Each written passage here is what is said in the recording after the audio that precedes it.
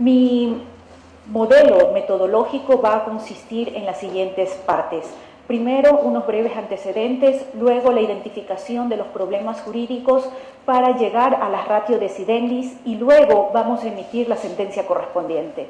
En este sentido, es importante señalar que el legitimado activo de conformidad con el caso número 2 asignado es el señor Santiago Pérez por sus propios derechos y los que representa de sus hermanos. El legitimado pasivo es el municipio del Distrito Metropolitano de Quito. La sentencia es la referida a la de la segunda sala de lo civil, mercantil e inquilinato de la Corte Provincial de Pichincha. ¿Cuáles son los antecedentes? Que tanto el legitimado activo, es decir, el señor Santiago Pérez y también los hermanos, tienen una posesión efectiva o tuvieron una posesión efectiva de un inmueble de sus padres fallecidos. Según la demanda, el municipio de Quito procede a derrocar el inmueble sin una declaratoria de utilidad pública o mediante la entrega de una justa indemnización. En este sentido, el legitimado activo señala varios reclamos ante diferentes instancias. El municipio de Quito, también ante la Defensoría del Pueblo y ante una instancia del mismo municipio de Quito, que es la denominada Quito Honesto o Comisión Metropolitana de Lucha contra la Corrupción del municipio, por lo que presenta una acción de protección. Y justamente he traído este cuadro aquí, donde la acción de protección es referente a los temas de actos u omisiones que vulneran derechos constitucionales de cualquier autoridad pública no judicial, versus a la acción extraordinaria de protección, que se va a explicar también, que procede contra sentencias y autos definitivos, resoluciones con fuerza de sentencia en los que se hayan vulnerado por acción o por omisión derechos constitucionales. Y como ustedes lo podrán revisar aquí, la competencia en la acción de protección es para los jueces de primera y segunda instancia, versus a la acción extraordinaria de protección, que la competencia es exclusiva de la Corte Constitucional. Volviendo a los antecedentes, el legitimado, como había manifestado, presenta una acción de protección por los derechos constitucionales vulnerados, y son a la propiedad, a la seguridad jurídica, a la tutela judicial efectiva, pero también menciona este tema de importancia en cuanto a la aplicación de los derechos y la supremacía de la Constitución, más aún cuando el Ecuador es un Estado constitucional de derechos y de justicia señalado en el artículo número 1. En apelación, conoció la segunda sala de lo civil, mercantil y de inquilinato, y que fue interpuesto por el municipio de Quito. Acorde a la decisión judicial impugnada el 7 de septiembre del 2011, la pretensión consiste en el pago de la indemnización por daño patrimonial y daño moral, y que para que se determine la responsabilidad por el daño causado necesita establecerse en juicio de conocimiento. No procede la acción porque el derecho de indemnización no es preexistente, es un asunto de legalidad. Por otra parte, acorde a esta decisión judicial del 7 de septiembre del 2011, establecida en el caso número 2 asignado, se pretende la declaración del derecho de indemnización. La demanda no precisa cuál es la acción u omisión violatoria del derecho. Por tanto, no cabe reparación si el derecho no es preexistente. La pretensión es que el legitimado activo solicita aceptar la acción extraordinaria de protección, declarar la vulneración de los derechos constitucionales que ya hemos enunciado, el derecho a la propiedad, a la seguridad jurídica, a la tutela judicial efectiva, al cumplimiento de los principios de aplicación de derechos y a la supremacía de la Constitución, y que se ordenen medidas de reparación integral, tanto de forma material como inmaterial. ¿Cuál es la competencia de la Corte Constitucional? Tanto establecida en nuestra normativa. El artículo 94 de la Constitución señala lo siguiente: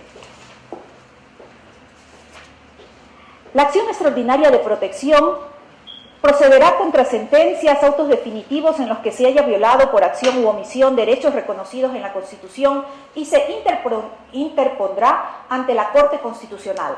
El recurso procederá cuando se hayan agotado los recursos ordinarios y extraordinarios dentro del término legal, a menos que la falta de interposición de estos recursos no fuera atribuible a la negligencia de la persona titular del derecho constitucional vulnerado.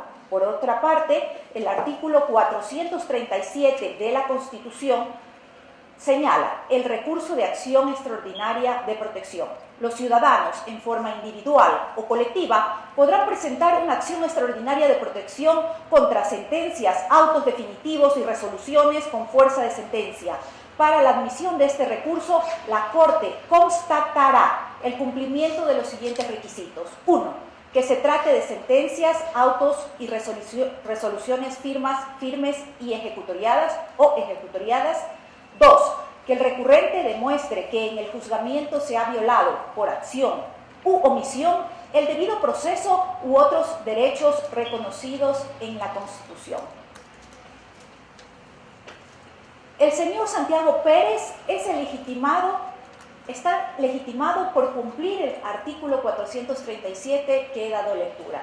Pero adicionalmente hay que mencionar que el artículo 63 de la Ley Orgánica de Garantías Jurisdiccionales y Control Constitucional establece que la Corte Constitucional determinará si en la sentencia se han violado derechos constitucionales del accionante y si declara la violación, ordenará la reparación integral al afectado. La Corte Constitucional tendrá el término máximo de 30 días contados desde la recepción del expediente para resolver sobre la acción. En este sentido también, el artículo 191 del mencionado cuerpo legal establece: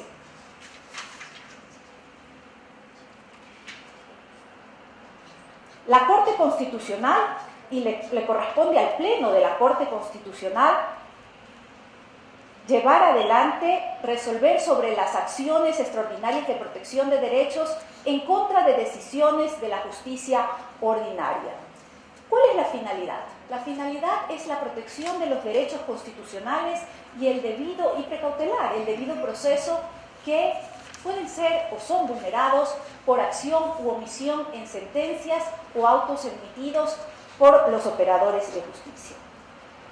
¿Cuáles son los problemas jurídicos? Primero, la sentencia emitida el 7 de septiembre de 2011 a las 16:55 por los jueces de la segunda sala de lo civil, mercantil, inquilinato y materias residuales de la Corte Provincial de Pichincha, que acepta el recurso de apelación y revoca la acción de protección por considerar que la indemnización por expropiación es un tema de legalidad.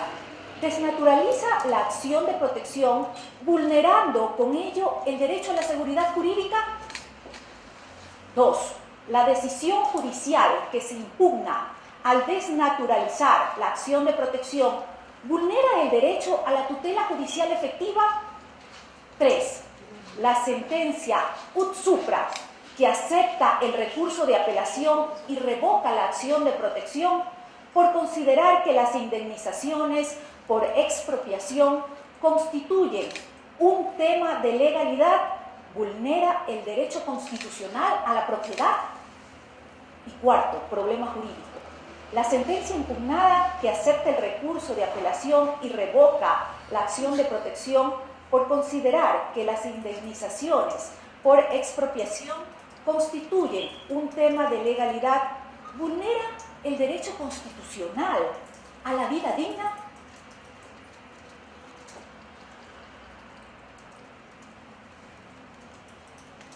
El primer problema jurídico se refiere a la seguridad jurídica y el artículo 82 de la Constitución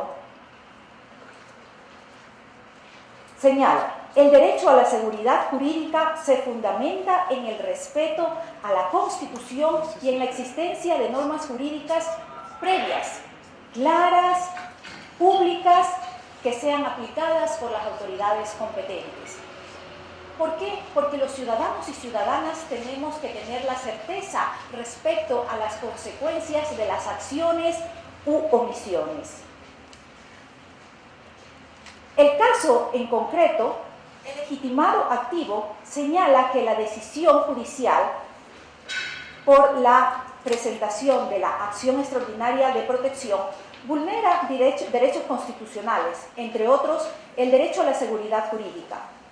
Los jueces están creando una especie de prejudicialidad para acceder a la acción de protección, lo cual no está reconocido en norma constitucional, ni en norma legal, ni reglamentaria alguna, ya que por el contrario, la Constitución de la República manda que los derechos constitucionales serán de directa e inmediata aplicación. Asimismo, se manifestó en la decisión del 7 de septiembre del 2011 que en definitiva la acción es inadmisible porque pretende la declaración de un derecho que consiste en la indemnización por daño patrimonial y por daño moral, lo cual contraviene expresamente la estructura y finalidad de la acción de protección. Además, la demanda no precisa cuál es la acción u omisión supuestamente violatoria del derecho, lo cual impide que la Sala emita un pronunciamiento sobre este punto. Y finalmente, no cabe admitir reparación de una garantía jurisdiccional si el derecho no es preexistente, cosa que no se ha establecido en la especie.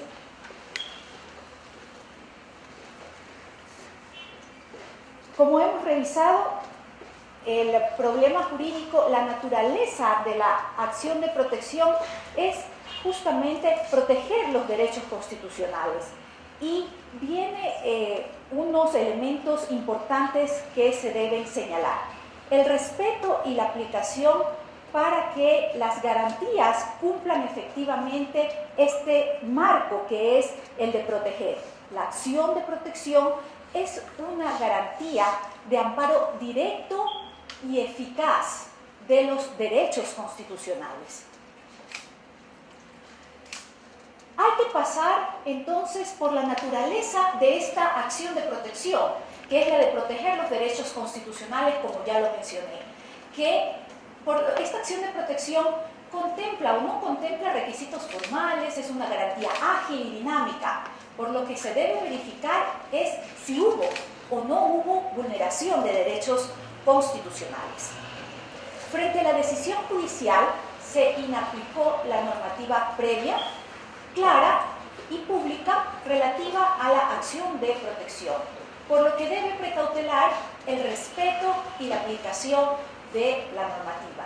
En el caso asignado, los jueces de la Sala no verifican el derecho vulnerado, sino que se indica que es un tema de legalidad, de indemnización por daño material y moral.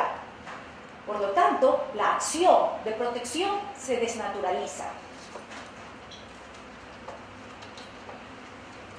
¿Cuál es la ratio? El juez que conoce una acción de protección debe analizar la existencia o no de una vulneración de derechos constitucionales. Si no lo hace, desnaturaliza la acción de protección al inaplicar la normativa clara, previa y pública que regula esta garantía.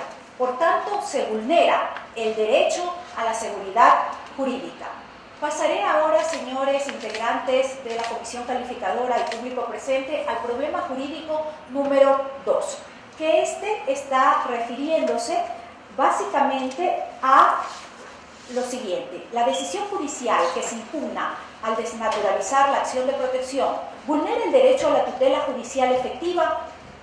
Y es importante señalar aquí el artículo 75 de la Constitución, que señala: toda persona tiene derecho al acceso gratuito y a la justicia y a la tutela efectiva, imparcial y expedita de sus derechos e intereses con sujeción a los principios de inmediación y celeridad.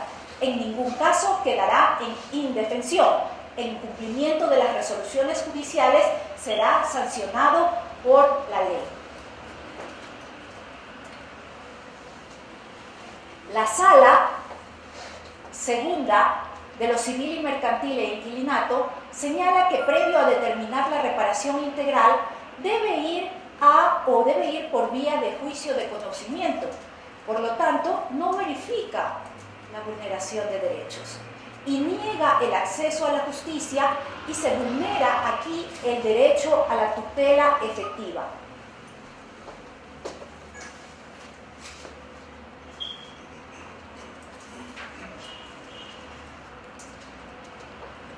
La Corte Constitucional verifica que la sentencia impugnada vulnera el derecho a la tutela judicial efectiva.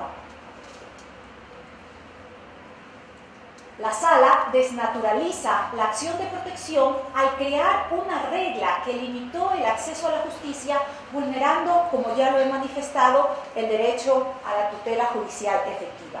Pasaré ahora al problema jurídico número 3, referente a la sentencia ut supra, que acepta el recurso de apelación y revoca la acción de protección por considerar que las indemnizaciones por expropiación constituyen un tema de legalidad, vulnera el derecho constitucional a la propiedad. El artículo 321 de la Constitución establece lo siguiente: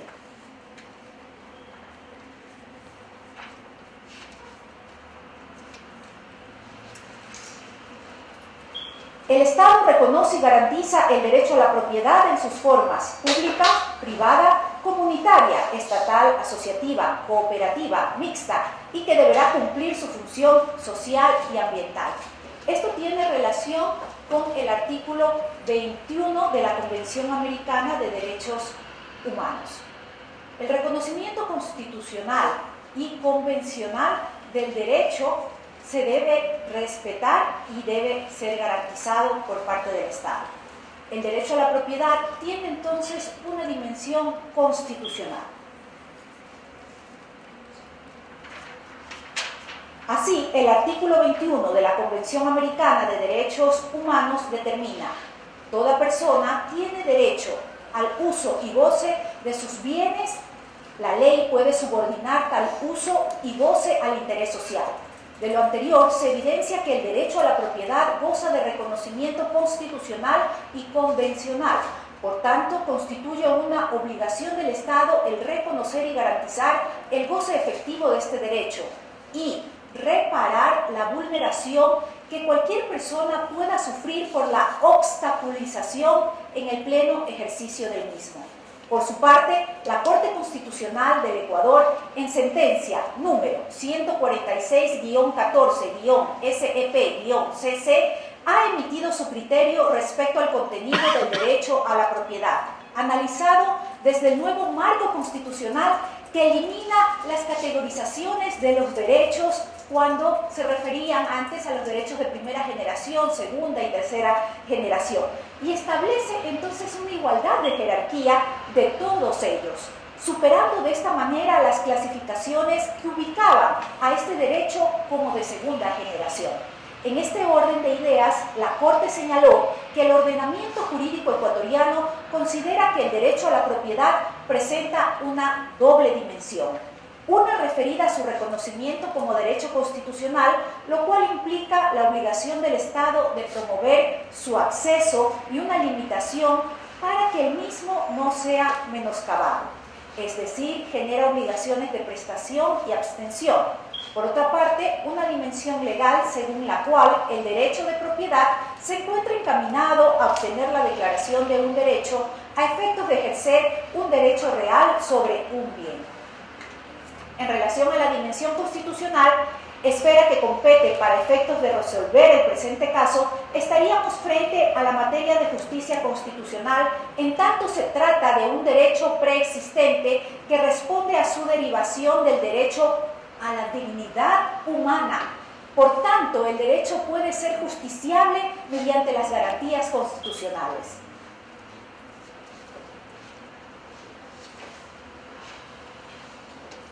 En cuanto al tema de la indemnización, la Constitución establece en el artículo 323 lo siguiente: con el objeto de ejecutar los planes de desarrollo social, manejo sustentable del ambiente y bienestar colectivo, las instituciones del Estado, por razones de utilidad pública o interés social y nacional, podrán declarar la expropiación de bienes previa justa valoración, indemnización y pago de conformidad a la ley.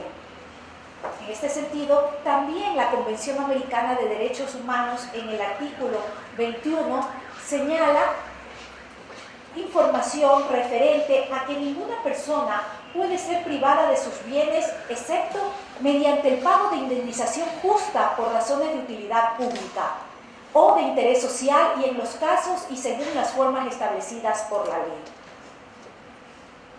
La jurisprudencia de la Corte Constitucional también, mediante sentencia 146-14, se refiere a esta temática.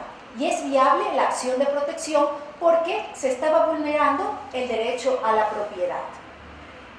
La Sala de lo Civil, Mercantil e Inquilinato desnaturaliza la acción de protección porque no se verifica en este caso la vulneración de derechos y lo enfoca más bien como un tema de legalidad. Hay que tomar en cuenta, como lo que yo he manifestado anteriormente, que el derecho a la propiedad tiene esta dimensión constitucional en este caso y por tanto no es un tema de legalidad de conformidad a la jurisprudencia 146-14-CEP-CC establecida en sentencia emitida por la Corte Constitucional. ¿Cuál es la ratio decidendi en este problema? Dado que el derecho a la propiedad presenta una dimensión constitucional, es factible que éste pueda ser exigido vía acción de protección, en el marco de un proceso de expropiación. La ausencia de una declaración de utilidad pública motivada y el pago de una indemnización justa constituiría una afectación al derecho a la propiedad en su dimensión constitucional, por inobservancia expresa del mandato contenido en el artículo 323 de la Constitución y el artículo 21 de la Convención Americana de los Derechos Humanos que he dado lectura. El problema jurídico número 4. La sentencia impugnada que acepta el recurso de apelación y revoca la acción de protección por considerar que las indemnizaciones por expropiación constituyen un tema de legalidad, ¿vulnera el derecho constitucional a la vida digna? El artículo 30 de la Constitución señala: las personas tienen derecho a un hábitat seguro y saludable y a una vivienda adecuada y digna con independencia de la situación social y económica. Y hay algo importante que mediante una sentencia de la Corte Constitucional se establece también lo que señala la Ley Orgánica de Garantías Jurisdiccionales y Control Constitucional referente a los principios constitucionales. Y uno de ellos es el iura novit curia, es decir, el juez conoce del derecho. El legitimado activo no dijo nada sobre el tema de la vivienda digna, pero por conexidad debe referirse al derecho de la propiedad y a la dignidad humana. Y por lo tanto, la Corte Constitucional, aplicando el principio iura novit curia, hace una extensión, no solamente de precautelar el derecho a la propiedad, sino también a una vivienda digna y adecuada. Y esto tiene relación con la interdependencia de los derechos, que de acuerdo al artículo 11, numeral 6, todos los derechos son inalienables, irrenunciables, indivisibles, interdependientes y de igual jerarquía. El artículo 66, numeral 2 de la Constitución, señala el derecho a una vida digna que asegure la salud, alimentación y nutrición, agua, vivienda, saneamiento ambiental, educación, trabajo, empleo, descanso y ocio, cultura física, vestido, seguridad social y otros servicios sociales necesarios. Son parte de lo que se denominan los derechos a la libertad que están reconocidos y garantizados a las personas.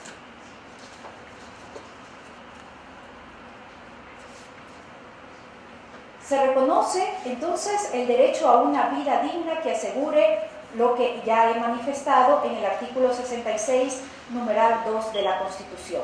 La protección que le otorga el ordenamiento constitucional al derecho a una vivienda digna y adecuada se complementa y fortalece por lo dispuesto en el ámbito internacional, pues son varios los instrumentos internacionales que reconocen este derecho.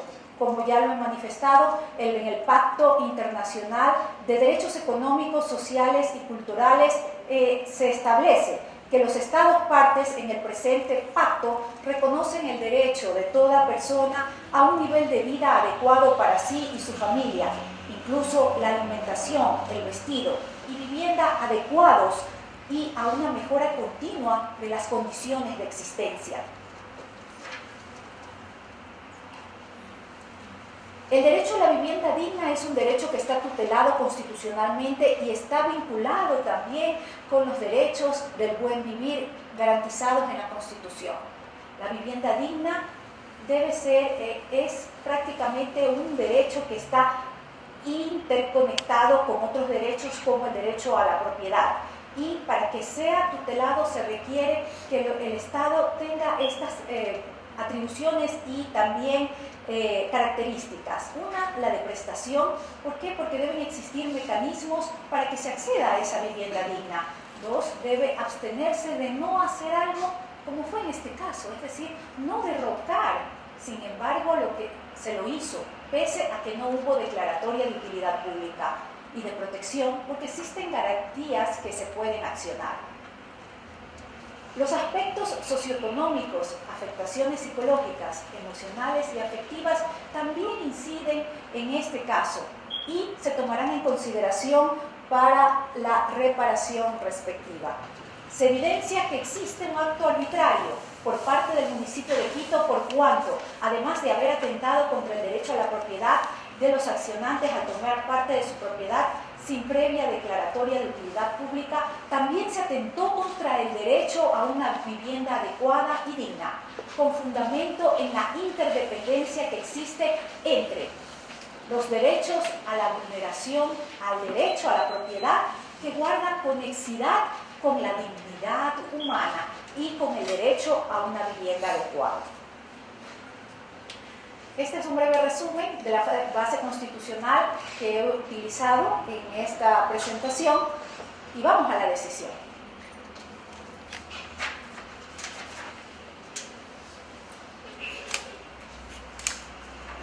En mérito de lo expuesto, administrando justicia constitucional y por mandato de la Constitución de la República del Ecuador, el Pleno de la Corte Constitucional expide la siguiente sentencia.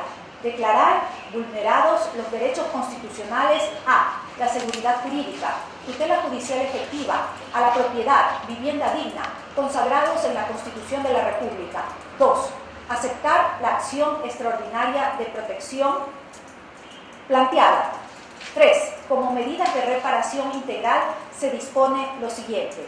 Restitución del derecho. Que el Ministerio de Desarrollo Urbano y Vivienda, Ministerio de Finanzas y Municipio de Quito, en las personas de sus representantes legales, doten de una vivienda digna a la familia Pérez, de características similares a aquella que fue objeto del acto de derrocamiento, reparación material. Como medidas de reparación económica de conformidad con la sentencia 004-15-SAN-CC se dispone. El municipio del Distrito Metropolitano de Quito, en la persona de su alcalde, ordena el pago a los accionantes de un valor que restituya el valor equivalente al pago de los cánones de arriendo que debieron subvencionar al ser retirados de su vivienda. Que el municipio de Quito, en la persona de su alcalde, pague a los accionantes una cantidad económica que solvente el valor del menaje de hogar que se perdió en la acción de derrocamiento. Que el municipio del Distrito Metropolitano de Quito, en la persona de su alcalde, pague a los accionantes un reconocimiento de todos los gastos generados por los servicios judiciales contratados durante estos años. Reparación inmaterial. Que el municipio del Distrito Metropolitano de Quito, en la persona de su alcalde, realice un reconocimiento público de su responsabilidad por vulneraciones declaradas en el presente caso y pida disculpas públicas a los legitimados activos. Para tales efectos, ordene la publicación de la presente sentencia en un diario de amplia circulación en el Distrito Metropolitano de Quito. Los gastos incurridos por tal publicación serán a costa de esta entidad. Otras medidas de reparación: dejar sin efecto la sentencia del 7 de septiembre del 2011, a las 16:55, dictada por los jueces de la Segunda Sala de lo Civil, Mercantil, Inquilinato y Materias Residuales de la Corte Provincial de Pichincha, dentro de la acción de protección número 659-2011. Dejar sin efecto la sentencia de primera instancia. Disponer que las partes estén a lo resuelto en esta sentencia, la cual es de cumplimiento obligatorio. Ordenar que las autoridades pertinentes informen a esta Corte sobre el cumplimiento de las medidas de reparación integral que han sido ordenadas en esta sentencia en el plazo de 60 días. Notifíquese y cúmplase. Finalizando esta parte, es importante señalar que solo el cumplimiento integral de la sentencia garantiza los derechos de las víctimas. Finalmente, es importante señalar que al ser los derechos constitucionales de directa e inmediata aplicación, así como justiciables, los jueces adquirimos un rol garantista, un rol tutelar de los derechos de una forma más amplia. Por eso es que se denomina que los jueces deben ser proactivos, de una forma más activa. Y yo diría un activismo constitucional, constituyéndonos en los principales garantes de todos los derechos. Muchas gracias. Muchas gracias, doctora Emma Luciana Silva Chicaiza. Ahora vamos a pasar a la segunda fase de la conversación, que es las preguntas. Traigo a los comisionados el sobre que me fue entregado en custodia con las preguntas de los casos que están pendientes para su revisión de los señores comisionados, las firmas, verificación de las seguridades del sobre para luego proceder a su lectura. Se ha procedido a chequear que el sobre tenga las seguridades. Vamos a proceder a la apertura del sobre.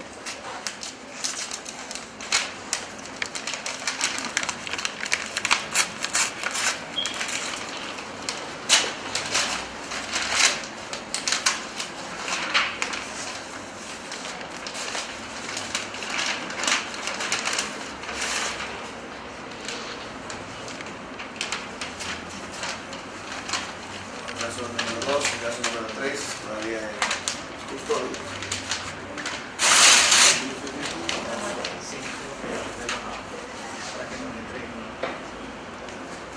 Preguntas del caso número 2. Caso número 2, ¿verdad? Sí. Vamos a hacer la apertura de las preguntas. Uno de los sobres va a estar en manos de la postulante que está haciendo su exposición para la comunidad, para poder revisar las preguntas, y la otra en los señores comisionados.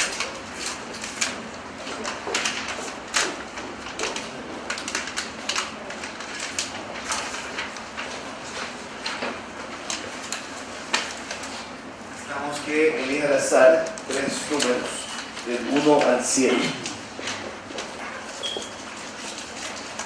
Puede escogerlos. Bueno, Sí, pero 7, 5, 6.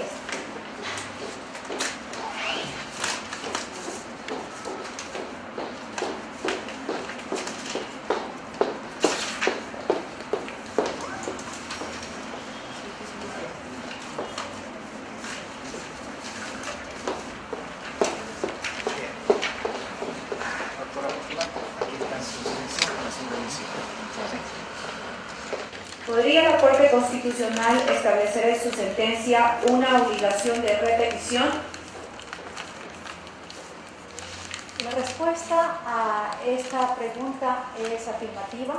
Precisamente de la investigación realizada al momento del estudio del presente caso, hay una sentencia 146-14 SEP-CC de la Corte Constitucional donde declaró la vulneración de derechos constitucionales a la seguridad jurídica, a la tutela judicial efectiva, al debido proceso, a la propiedad y a la prohibición de confiscación y a una vivienda adecuada y digna. En esta decisión se encontró que el municipio de Quito fue responsable por la vulneración de derechos y entre las medidas de reparación dispuestas se ordenó la realización de las investigaciones respectivas a fin de identificar qué funcionarios de la entidad cometieron esta acción. En este sentido, el argumento de la Corte para tal decisión fue la obligación que tienen los servidores públicos de aplicar de forma directa e inmediata los derechos y garantías establecidos en la Constitución. Y en este sentido también se señaló que el derecho a la repetición es un derecho que permite la efectividad del sistema judicial. Recordemos que en la Constitución se establece el tema de la reparación integral y por lo tanto el sistema constitucional establece un compromiso social que es compartido básicamente por todos en lo referente al respeto de los derechos y que permite establecer las responsabilidades de aquella persona que por acción u omisión cometió algún tipo de vulneración a los derechos constitucionales en este caso para que se pueda repetir contra esa persona justamente. En conclusión, sí es posible ordenar la repetición en las sentencias dictadas por la Corte Constitucional, por cuanto de esta manera se estaría garantizando lo que yo ya he explicado en mi anterior exposición.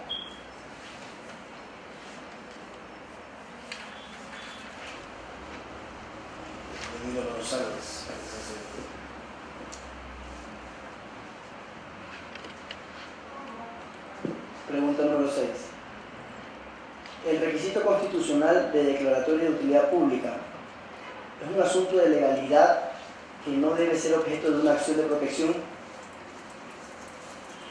La utilidad pública es un acto administrativo, como yo lo he explicado, por lo que la actuación estatal, en este caso a través del municipio de Quito, no debe vulnerar los derechos constitucionales. Y a su vez la actuación estatal está sometido al control constitucional y se concluye que la declaración de utilidad pública, por ser un acto administrativo, cuenta con una garantía específica como se ha desarrollado en la ponencia del día de hoy. Por lo tanto, esto está orientado a una protección de derechos constitucionales del expropiado, que pudieran resultar vulnerados en el ejercicio de esta potestad estatal.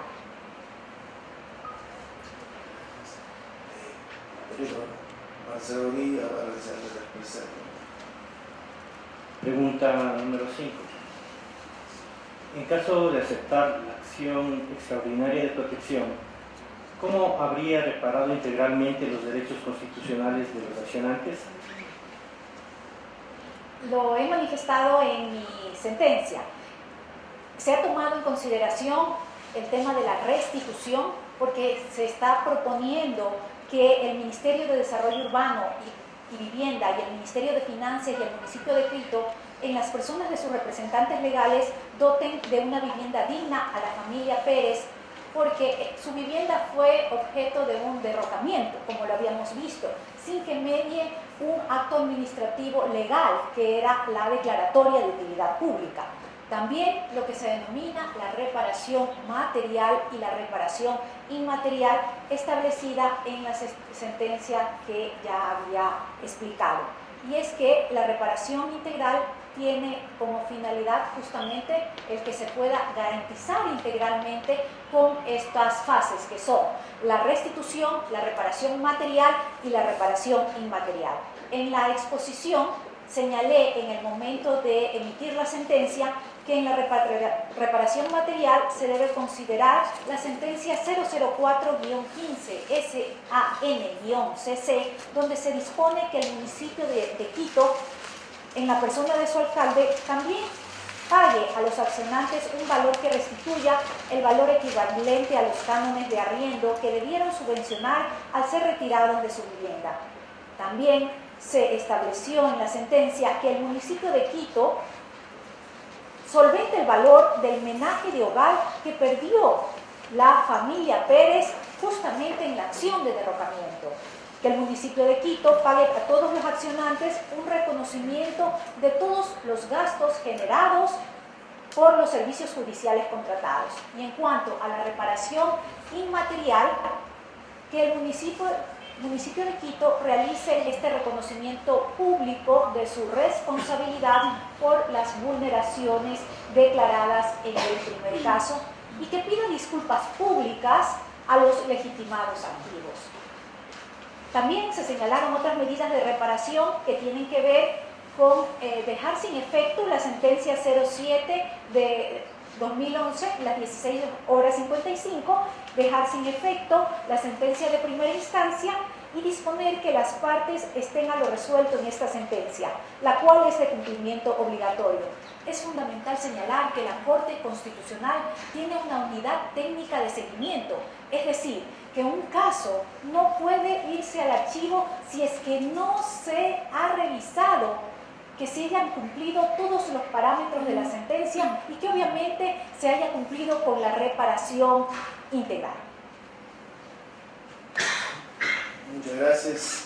Agradecemos la exposición de la doctora Emma Rosana Silva Chicaiza y damos por concluida esta ponencia.